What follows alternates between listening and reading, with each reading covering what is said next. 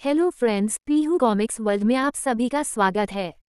Comics की दुनिया से जुड़ने और बचपन की सुनहरी यादों में खो जाने के लिए चैनल को सब्सक्राइब करें। धन्यवाद दोस्तों। राज कॉमिक्स में भोकाल सीरीज का एक और मजेदार अंक जिसका नाम है महायोद्धा। लेखक है जिसके संजय गुप्ता जी। परीलोक के जाने किस अज्ञात कोने में स्थित यह भयंकर, अति भयंकर गुफा, जिसमें उपस्थित प्रत्येक शख्स की आंखों में नृत्य कर रहा था आश्चर्य, सिर्फ आश्चर्य। और ऐसा होता भी क्यों ना, वह आश्चर्यजनक दृश्य जो था उनके सामने, धुरा की मानवाकृति लहरा रही थी उन सभी की आंखों के सामने। सभी के मस्तिष्कों में प्रश्नों की दीवार को ढाती चली गई उसकी आवाज। ध्रुमकाल हूं मैं मित्रों, धन्यवाद दीजिए मुझे, जो मैं तुम सबको अपने ध्रुम जाल में फंसाकर अपने ठिकाने तक ले आया, वरना इस समय तुम सब भोकाल और शक्तिशाली के हाथों एक दर्दनाक मृत्यु पाकर मृत्यु देवता के सामने बैठे अपने पापों का हिसाब किताब कर रहे होते। तुम्हारी तरह भोकाल मेरा भी शत्रु है, इसलिए हम सब मित्र हैं। और ये तो हम सब देख ही चुके हैं कि हम सब अलग अलग प्रयास करके भोकाल का बाल भी बांका नहीं कर पाए हैं। कहना क्या चाहते हो तुम? सिर्फ इतना कि अगर हम सब इकट्ठा हो जाएं तो भोकाल को खत्म करना कठिन नहीं होगा हम सब के लिए। चैक उठा कचरा, भोकाल को खत्म करने के लिए इकट्ठा होने की आवश्यकता नहीं है, उसे तो शक्तिशाली ही खत्म करेगा। हाँ, अभी भोकाल और शक्तिशाली के बीच चलते युद्ध का निर्णय हुआ है। यह निर्णय भी जल्दी हो जाएगा। भोकाल के सामने ज्यादा देर नहीं टिक पाएगा शक्तिशाली। कैसे नहीं टिक पाएगा शक्तिशाली? नाम है उसका, प्रेत योद्धाओं के असीम बल का स्वामी है वह। देख लेना, भोकाल की लाश गिराकर ही रुकेंगे उसके हाथ। नहीं, जीत तो भोकाल की ही होगी, नहीं शक्तिशाली की होगी। बहस का माहौल बनता जा रहा था वहां, जिसे शांत किया ध्रुमकाल की शांत आवाज ने। बहस नहीं, शक्तिशाली और भोकाल के युद्ध को यहीं देखने की व्यवस्था करता हूं मैं। कुछ पुलों में अपने आप पता चल जाएगा कौन जीतेगा और कौन हारेगा।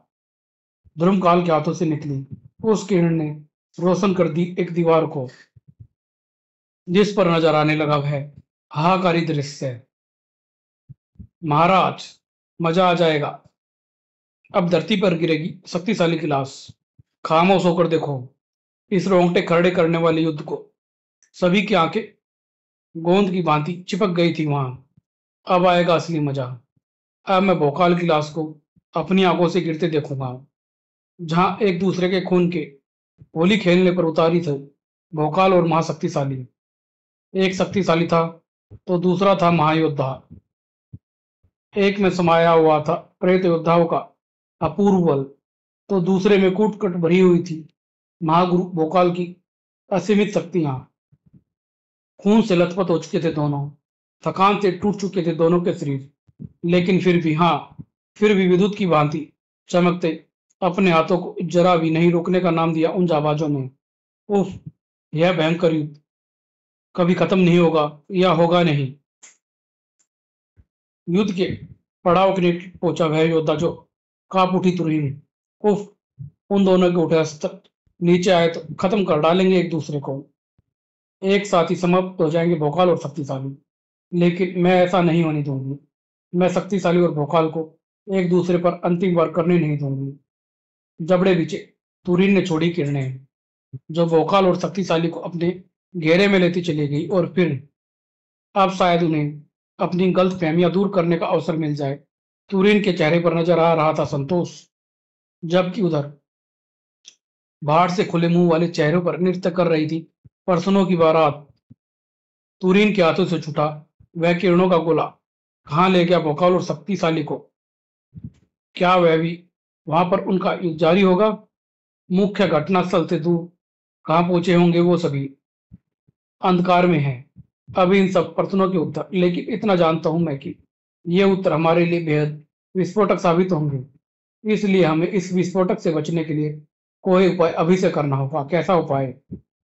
अपना उपाय बताता चला गया ध्रुमकाल, जिसे पूरा सुनकर प्रसन्नता नाचती चलेगी हर इंसान के चेहरे पर। बिल्कुल हो सकता है, बस हम सबके इकट्ठा होने भर की देर है। ऐसा हो सकता है। इसमें क्या देर है? मिलाओ सभी अपने अपने हाथ। मिले सभी के हाथ, लेकिन अफसोस दिल एक का भी नहीं मिला था। एक बार भोकाल से छुटकारा मिल जाए, फिर इनसे भी छुटकारा पा लूंगा। भोकाल के साथ साथ मैं तो इन सब मौत की भी तैयारी करूंगी। ध्रुमकाल के दिमाग के आगे हार माननी पड़ेगी इन सभी को। हाथ मिलाई करने के बाद अब सभी अपनी अपनी शक्तियां जरा उल्ट खोपड़ी में डालेंगे। परिलोक का वह पहाड़ी क्षेत्र जो गूंज रहा था आश्चर्य से लबालब भरी इस आवाज से, नहीं नहीं, ये नहीं हो सकता है। अपनी जान बचाने के लिए झूठ बोल रहे हो तुम। क्या कहना चाहते थे वे? मेरा कहा एक एक सब सत्य है। शक्तिशाली, तुम्हारे लोग पर गंदगी फैलाने वाला मैं नहीं था। वह अवश्य ही मेरे रूप में मेरा कोई शत्रु था, जिसका उद्देश्य सिर्फ हम दोनों को शत्रु बनाना था। ऐसा नहीं है। ऐसा ही है शक्तिशाली। अब अगर तुम्हें मेरी बातों पर यकीन नहीं है तो मैं तुम्हारे सामने खड़ा हूं। आगे बढ़कर अपनी भुजाओं से फाड़ डालो मेरा सीना हो। मेरा लहू बहाकर शांत कर लो अपनी प्रतिशोध की ज्वाला। सब कुछ कुछ पलों सब खड़ा रहा शक्तिशाली, और फिर आगे बढ़ा। मुझे क्षमा कर दो मित्र। तुम जैसे व्यक्ति को ऐसे नहीं बल्कि गले लगाकर क्षमा किया जाता है मित्र। दो यहाँ महायोद्धाओं का मिलन था ये। तुम्हारे खून का प्यासा होकर मैंने जो पाप किया भोकाल, उसका पश्चाताप मैं करूंगा। परिलोक को शैतानों से मुक्त करने के अभियान में मैं भी कदम से कदम मिलाकर तुम्हारे साथ चलूंगा। आज के बाद भोकाल के एक बूंद पसीने पर अपना सारा खून बहा देगा शक्तिशाली। धन्यवाद मित्र, तुम्हारे जैसा सहयोगी पाकर मैं धन्य हो गया हूँ। अब ज्यादा समय नहीं लगेगा परिलोक को शैतानों से मुक्त करने में। धीर गंभीर स्वर में बोल उठा भोकाल। लेकिन मुझे सिर्फ परिलोक को ही मुक्त नहीं करना है मित्र, बल्कि उन परी और परों को भी मुक्त करना है जिन्हें उन्होंने किसी गुप्त स्थान पर कैद कर रखा है। हाँ मित्र, लेकिन वह गुप्त स्थान कहाँ पर है जहाँ परी और परे कैद है? उस स्थान के बारे में वही शैतान बनाएंगे जिन्हें उन्होंने कैद किया है। फिलहाल तो हमें तुरीन के पास पहुंचकर उसे यह खुशखबरी देनी चाहिए। ठीक है, आओ चलते हैं। तुरंत ही शक्तिशाली के साथ हवा में लहरा उठा भोकाल चिंतित नजर आने लगा। इधर तुरीन फंसी हुई थी एक भयंकर मुसीबत में, क्योंकि उसके सामने खड़ा था वह प्राणी जिसका रूप भयंकरताओं की हर सीमा को पीछे छोड़ रहा था। सूरमा, क्या तुम मरने के लिए तैयार हो जा छोकरी? तुम्हारे शरीर को छोटे छोटे टुकड़ों में बांटकर परिलोक की धरती पर बिखारने जा रहा हूं मैं। तेरे सीने में वो आग नहीं शैतान जो तुरीन के शरीर के टुकड़े कर सके। धाड़ी तुरीन, चल कपाला। कपाला के विशाल शरीर पर सवार हुई सौंदर्य की देवी तुरीन मौत की देवी नजर आने लगी थी। तेरे हल्क में घुसकर तेरे विनाश का कारण बनेगी ये मृत्यु बोले। मेरा विनाश?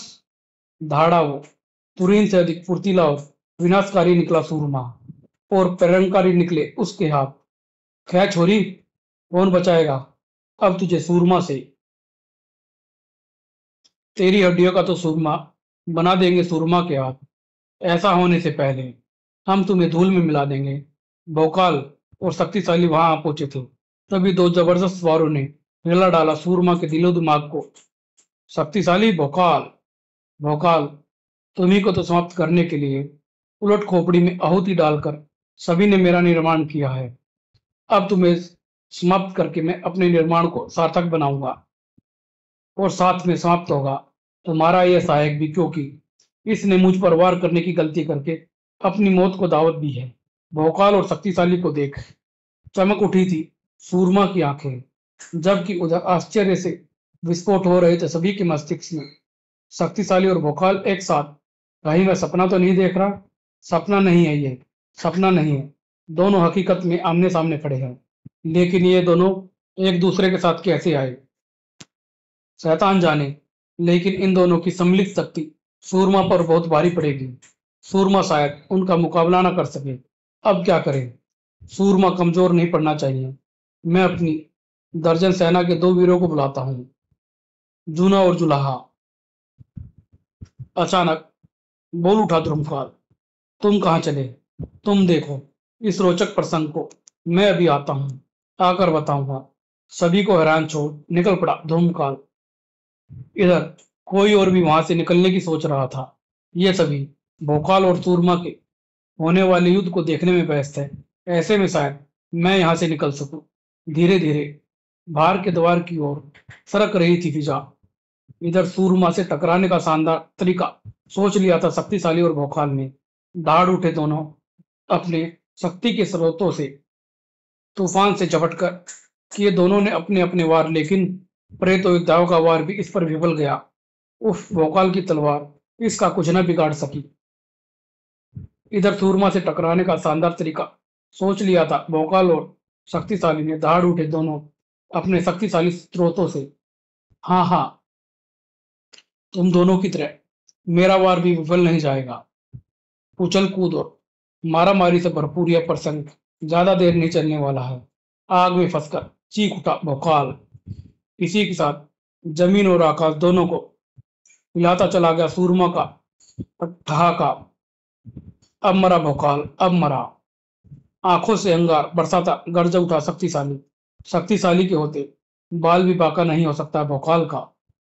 बिजली की तेजी से उसके हाथ अपनी चोटी तक पहुंचे और फिर एक तेज झटके के साथ चोटी उखाड़ आ गई शक्तिशाली के हाथों में। और फिर एक पल के सौवें हिस्से से पहले ही परले ला देती है मेरे सिर से उखड़कर ये चोटी। सैकड़ों प्रेत योद्धाओं की शक्ति से भरपूर वह चोटी गप से समा गई सूरमा के खुले मुंह में। खट से बंद हुआ सूरमा का मुंह, और अगले ही पल फिर खुला तो उसमें से निकली चीखें, लेकिन सिर्फ पल भर के लिए, क्योंकि अगले ही पल भेद भयंकर और हाहाकारी अंत था। वह सूरमा का खत्म हुआ था सूरमा, और उसके साथ ही खत्म हो गई भोकाल के इर्द गिर्द की आग। उफ, एक पल के लिए तो लगा जल कर राख हो जाऊंगा। इधर अपना काम खत्म करने के बाद वापिस अपने स्थान पर आ पहुंची थी शक्तिशाली की चोटी। फिर जब दोनों जाबाज सामान्य हुए तब प्राण बचाने का धन्यवाद मित्र। धन्यवाद कैसा मित्र, यह तो मेरा कर्तव्य था। तभी अचानक उन्हें कुछ आवाजें सुनाई देती हैं। चौंक कर मुड़े, उछल पड़े तीनों। ओह, यह गोला अगर हमसे टकराया गया तो हमारे लिए घातक सिद्ध होगा। मैं करता हूं इस संकट का निवारण। शक्तिशाली का एक तेज प्रहार भी नहीं रोक सका वह गोला, लेकिन उसका टूटना जैसे गजब ढा गया। उफ उफ नहीं, गूंज उठे थे आश्चर्य के स्वर वहां, और गूंज उठे थे कई ठहाके उस गुफा में। हा हा, अब नहीं बचेंगे भोकाल और शक्तिशाली। हमारी सम्मिलित शक्ति सूरमा को मारकर बहुत खुश हो रहे होंगे, लेकिन अब खैर नहीं है उनकी। अचानक चौक पड़ी वज्रकाली।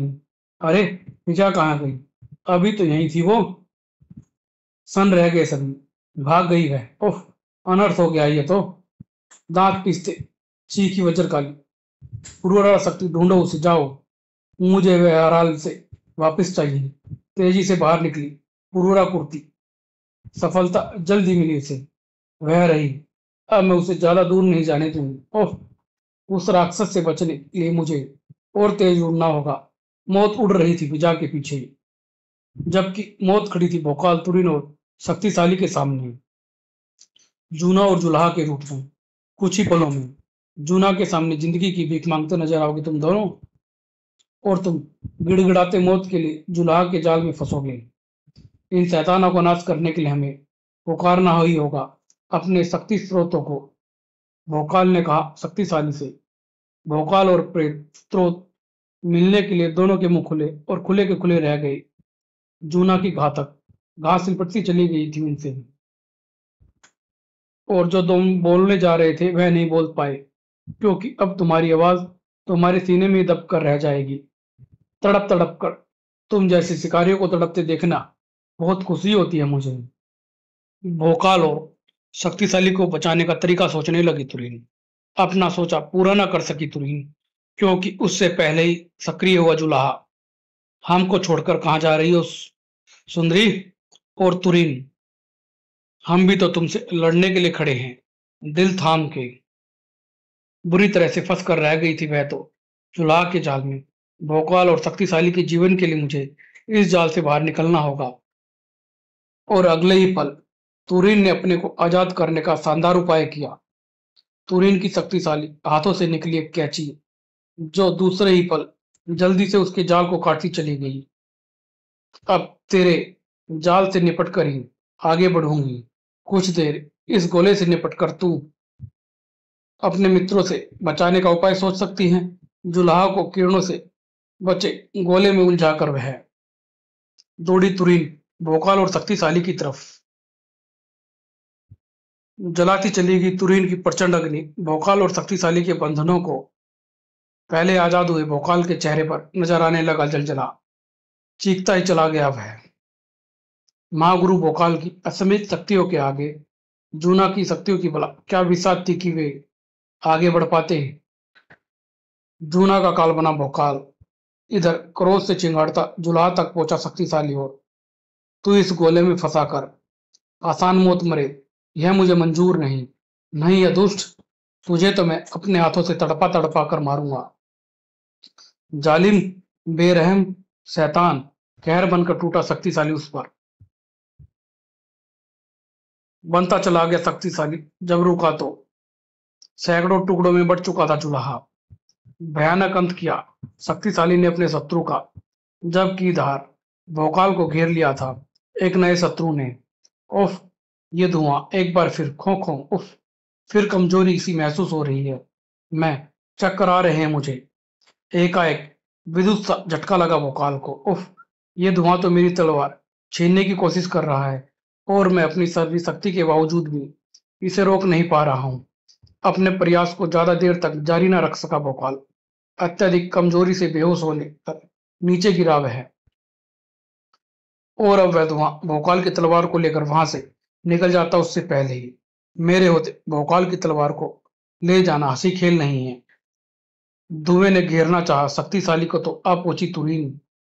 आज तुझे सामने आना ही होगा धुएं के शैतान, आ सामने। शक्तिशाली के भीषण प्रहार का ही प्रभाव था कि धुएं की फाड़ छूट गई भोकाल की तलवार और धंसती चली गई जमीन के अंदर। नीचे ही नीचे, जाने कहां। इधर दो महाबलियों के बीच फंसे धुएं ने वहां से भाग निकलने में ही अपनी भलाई समझी। उफ, निकल गया, छोड़ो उसे। भोकाल और उसकी तलवार को देखो। दोनों पलटे तो सन रह गए थे। भोकाल कहा गया, यही तो था अभी। और भोकाल की तलवार भी, वह भी तो नहीं है यहाँ पर।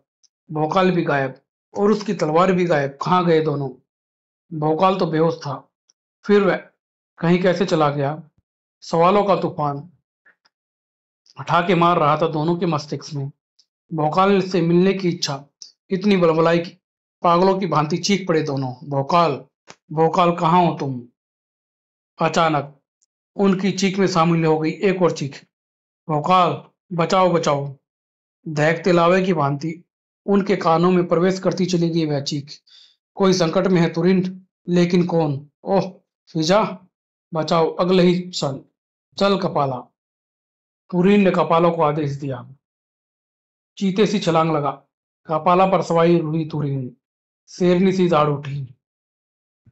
आओ शक्तिशाली भैया। क्रूराकृति नामक लक्ष्य को भेदने चले शक्तिशाली और तुरीन। इधर सांप की भांति कुंडली मारे बैठे थे सैकड़ों सवाल उन सभी के चेहरे पर। ध्रुम काल के हाथों से निकलकर भोकाल की तलवार कहाँ गई? तलवार को मारो भाला, ये सोचो भोकाल कहाँ गया? साथ में ये भी तो सोचो क्या होगा क्रूराकृति का? उसके पीछे पड़ चुके हैं शक्तिशाली और तुरीन। क्रूराकृति का कुछ नहीं बिगाड़ पाएंगे वे दोनों। उन्हें मौत का इनाम देकर पिता को ले आएगा वह। दोस्तों, ये तो आप जानते ही हैं कि क्रूराकृति मर तो नहीं सकता, तो क्या वह सचमुच शक्तिशाली और तुरीन को मौत दे फिजा को वापस ले जाएगा? परे और परी कहाँ कैद थे? फिजा फिजा ही थी या उसके फिजा होने में कोई रहस्य था? क्या आजाद हो पाई परिलोक की धरती उन शैतानों से? और सबसे बड़ा सवाल, कहाँ गया भोकाल और उसकी प्रलंकारी तलवार? इन सब सवालों के जवाब जानने के लिए पढ़े पाताल हत्यारा अगले अंक में। धन्यवाद दोस्तों।